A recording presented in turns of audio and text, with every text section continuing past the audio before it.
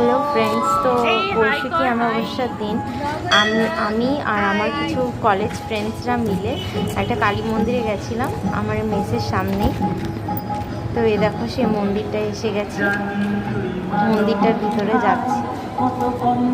এটা মন্দিরটার বাইরের যে বাগানটা, এখানে এই যে মায়ের দর্শন করে নিলাম ভিতরে ঢুকে। তো এখানে কিছু ফটোস দিয়েছি মায়ের, আর আমরা কিছু ফটো তুলে।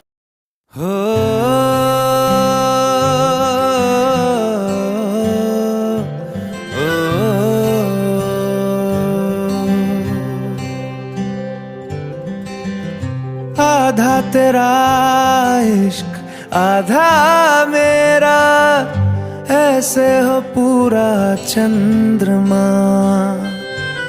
ओ तारा तेरा एक